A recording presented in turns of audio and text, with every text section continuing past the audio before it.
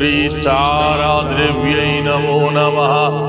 ॐ ह्रीं नमो नमः। ॐ ह्रीं नमो नमः।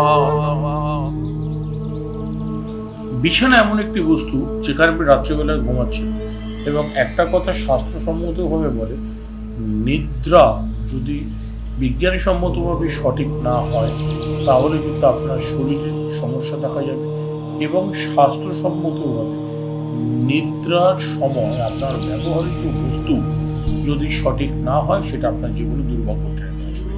দুটোকে যদি এক জায়গায় রাখি, এক জায়গায় রেখে একসঙ্গে যদি তার রেমিডিয়েশন হয় সেটা কি হতে পারে সেটা জানবার জন্য অবশ্যই বিজ্ঞান এবং শাস্ত্র দুটোকে একসঙ্গে রেখে সেই রেমেডি সেকশনকে জানবার জন্য, নিজেকে ভালো রাখবার জন্য সৌভাগ্য চক্র চ্যানেলটিকে আপনাকে লাইক করতে হবে, সাবস্ক্রাইব করতে হবে, কমেন্ট করতে হবে এবং শেয়ার করতে হবে।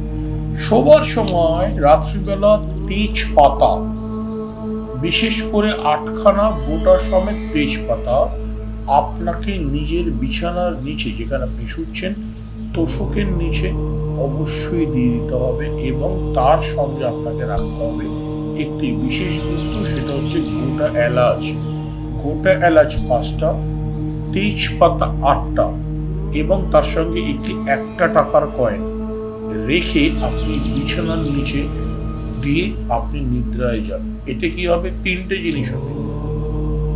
কারোর যদি দুঃস্বপ্নের প্রবলেম থাকে সেটা নষ্ট হয়ে যাবে। দ্বিতীয়ত, যদি কারোর দীর্ঘকালীন আর্থিক সমস্যার জন্য হবে, দীর্ঘকাল আপনি আর্থিক কষ্টজনিত ভুগছেন, সেখান থেকে আপনি মুক্তি লাভ করবেন।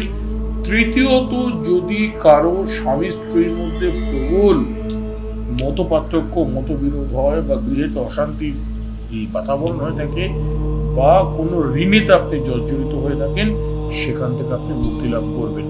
এরকম টিপস পাওয়ার জন্য, তান্ত্রিক প্রক্রিয়াকরণ পাওয়ার জন্য অবশ্যই সৌভাগ্য চ্যানেলটিকে লাইক করতে হবে, সাবস্ক্রাইব করতে হবে, শেয়ার করতে হবে, অবশ্যই কিন্তু কমেন্ট করতে হবে।